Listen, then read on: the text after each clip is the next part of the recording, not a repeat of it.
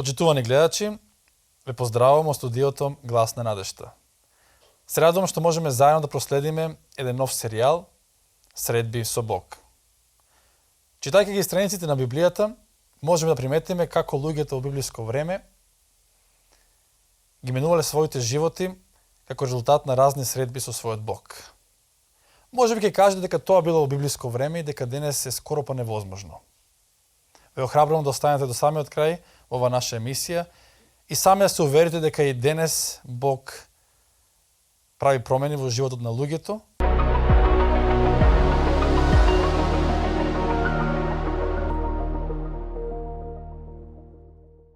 Едно такво искуство ќе имаме можност да проследиме денес со мојата соговорничка, госпоѓата Драгица Мајсторова. Добре дојдовте. Добре најдов.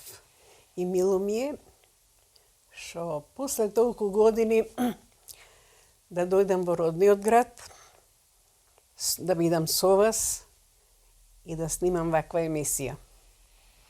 Благодариме.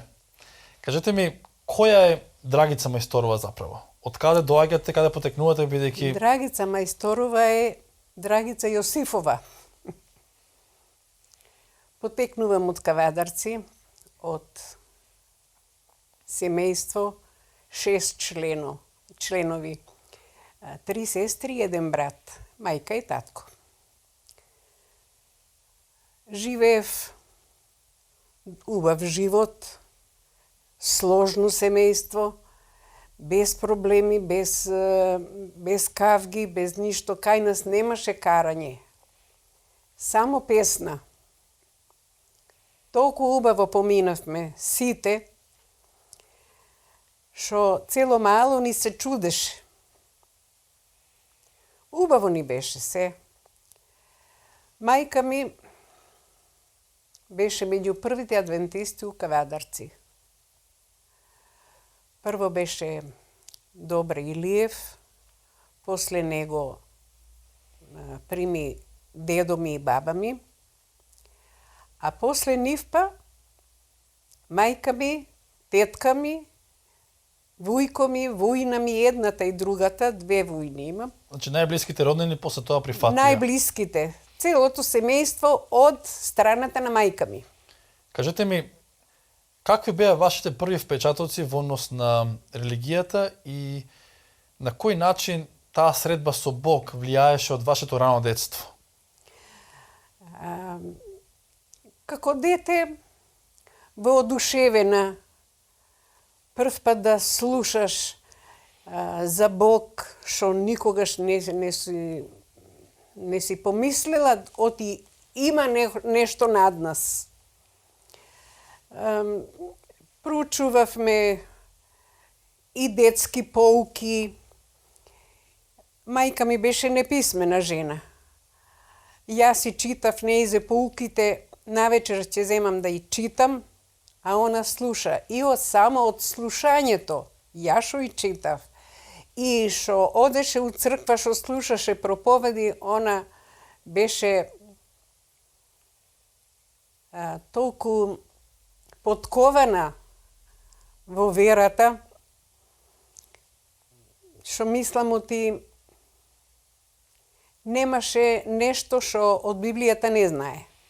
Значи, уште пред да го запознаете вие Бог, мајка ви сите оние морални вредности и вредности за животот што ги имавте и што ги имате ден денес, од неа. Се сме примиле од неа. она ги всади кај вас.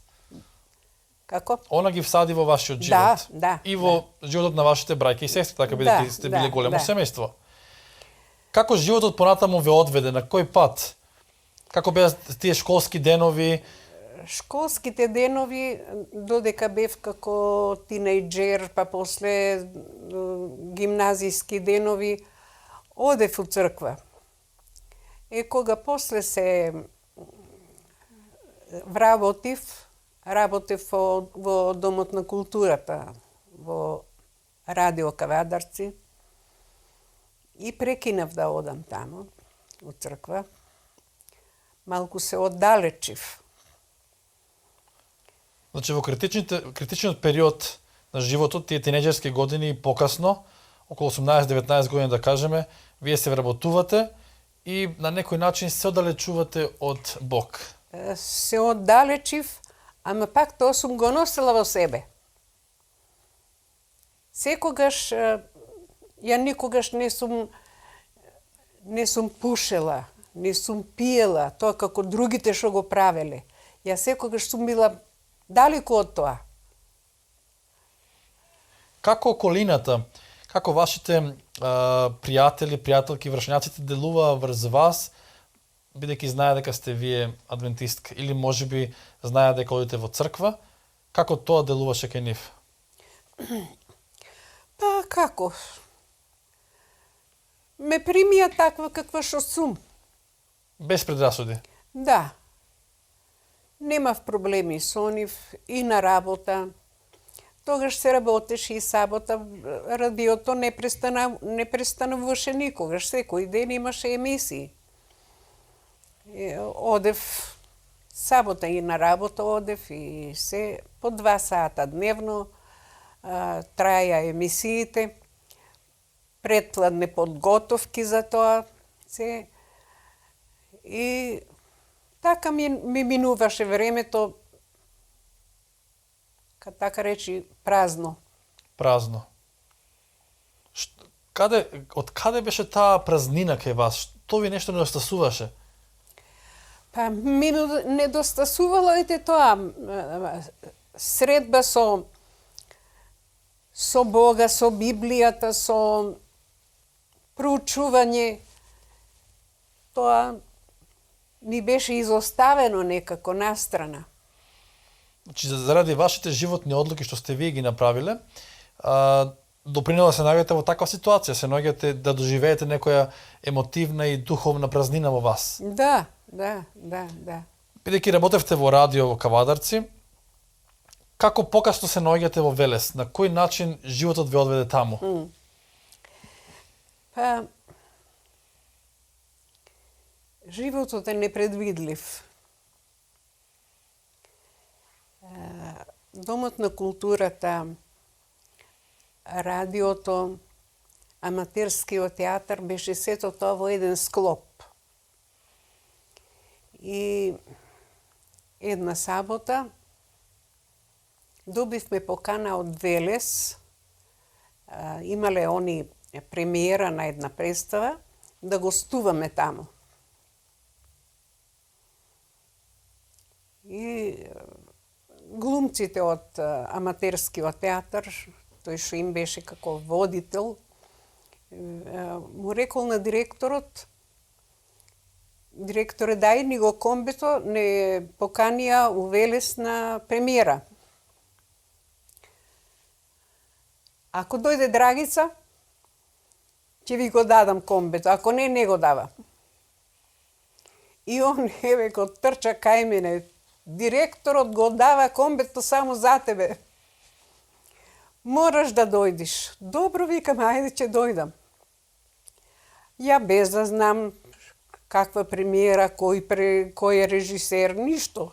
Само одбена представа. Тоа беше у март месец, 65-та. И после представата имаше коктел, така, пиење, грицки, едно друго, и запознавање, лав муабет со глумците, се.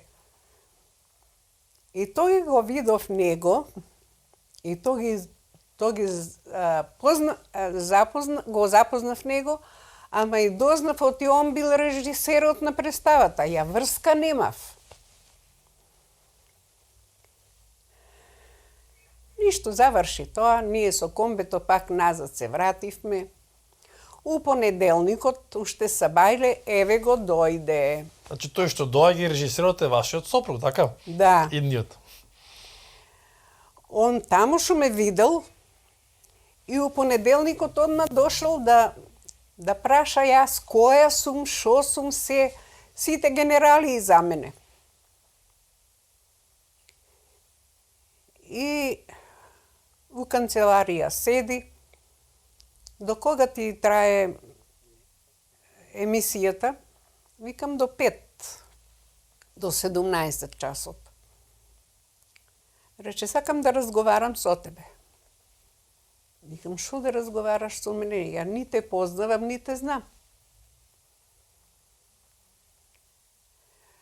Он прашал шо фамилија имам, која сум, шо сум, сите генерали за мене. Сигурно прашал дека дознал дека одите во црква, односно дека сте... Не знам тоа дали Аха. прашал, дали знае, само ти викам фамилијата се и за мене се распрашал. Онда сигурно слушнал дека од такво семејство потекнувате, верно? И го чека брат ми да дојде да разговара со него. Брат ми беше шофер. И тој ден беше на пат. И многу касно си дојде. Он чека, го чека. Едно време се дојде и разговара. И му рекол, јас се тргнав настрана у канцеларија, пак си седнав. Вика, јас сакам да се женам со сестра ти. Па шо ме прашаш мене, праша ја незе. И И на тој начин вие после тоа, предпоставам, после некое време... Тоа беше целата средба. За една недела он одмah се вратил дома, разговарал со неговите оти, ќе се жени. Со кого ќе се жени, како се, никој ништо не знае. За една недела еве и дојдоа на свршавачка, на веридба. Значи, љубов на прв поглед. Да. И толку беше. Он се врати у Белград, беше на факултет уште, не беше завршен. И кога се врати, дојде и договоривме у јули свадба. Тоа беше целото запознавање се до крај. Значи све, у неколку месеци све се Да, тоа завршило да. и вие се најавте после тоа во Велес, така? Па, после свадбата у Велес и до ден денеска сум До таму. денес сте таму, точно. Како вашите религиозни, морални вредности кои што сте ги негувале, сте ги добиле пред се од вашата мајка, покасно тие средби со Бог што сте ги имале, запознавајќи го него на вистински начин, а рековте дека покасно вие сте се оддалечили од Бог, како сега во новиот живот, да кажам, односно во новата улога како сопруга, а покасно и мајка на 2 деца, како успеавте да го одржите тој баланс на особа која што ја чита Библијата, го сака Бог? Јас толку време, толку години бев оддалечена. По смртта на родителите негови, си ја превземав јас должноста во фамилијата како столб да бидам. И почна он да попушта помалку. Инаку не ми дозволуваше ни црква да спомнам за Бог или било шо, или вера, ништо. Да беше поносен многу, горд беше, како позната фамилија у Велес. И сега јас, која сум јас да бидам адвентиста у нивна фамилија, која нема никој друг, само јас. Тоа ми беше многу тешко. Вие живеевте покрај, се уште живеете покрај црквата адвентистичка у Велес, но на жалост немавте можност да присуствувате на богослуженијата во таа црква, така? Од кога отидов у пензија и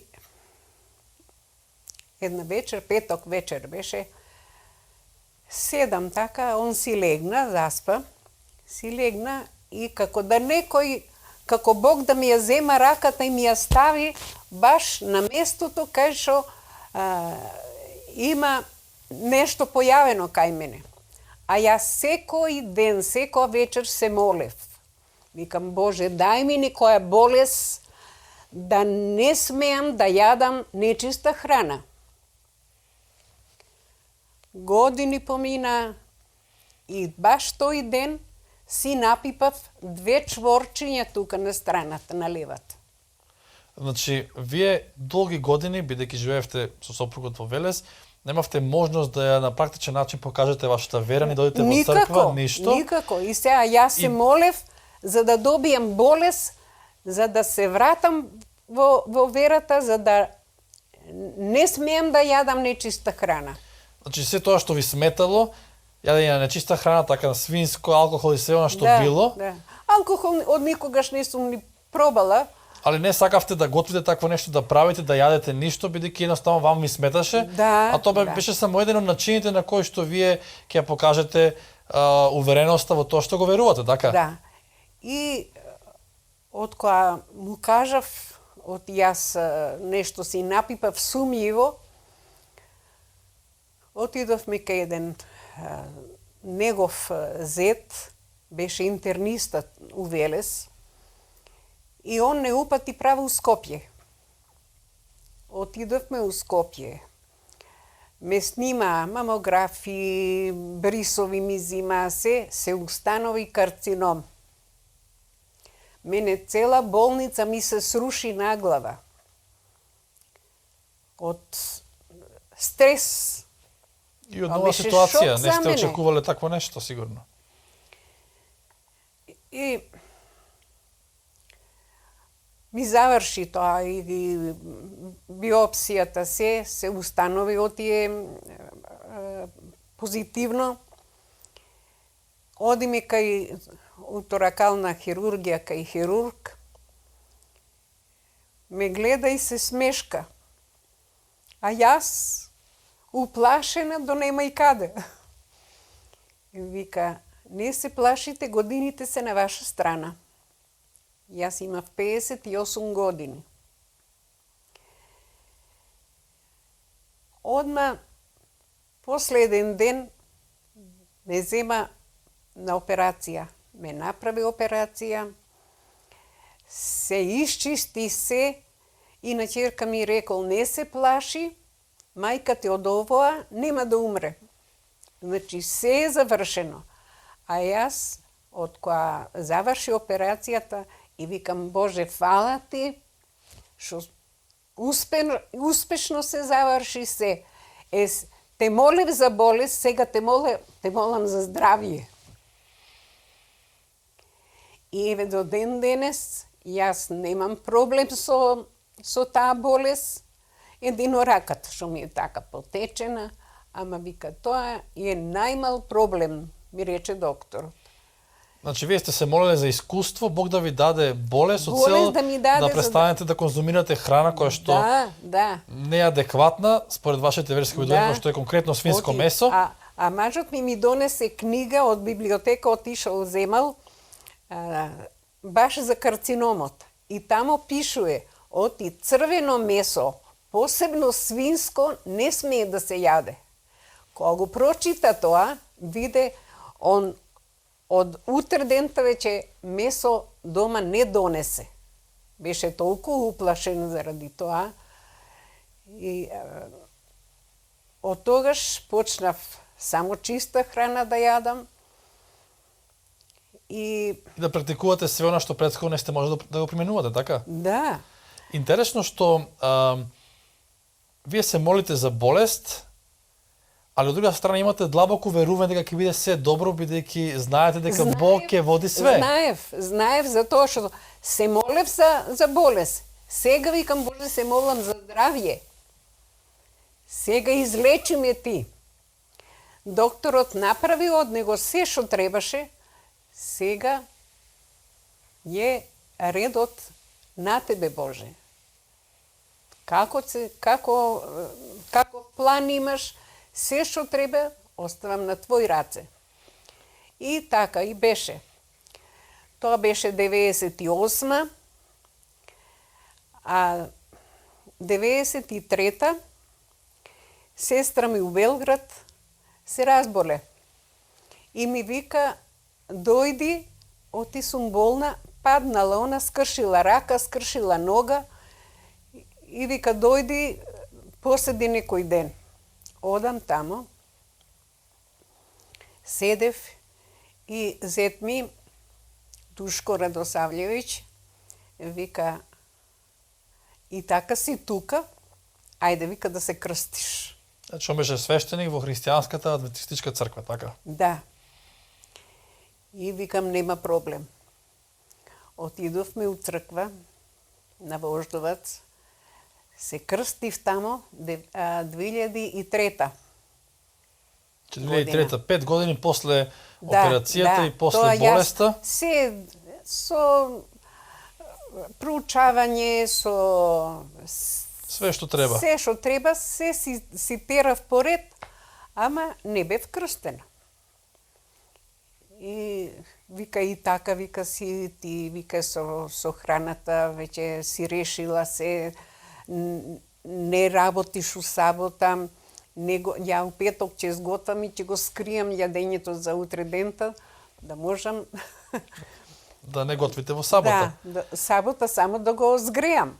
Дали може би сопругот во овој период кога види дека вие сте се разболеле, дека состојбата здравствена не беше најдобра кај вас, дали од малце попушти во однос на вашите некои убедувања, да ве пушта во црква да доаѓате, односно да некоја поголема слобода? Не. Додуши и јас му го знаев карактерот, знаев он беше така импулсивен, беше понервозен.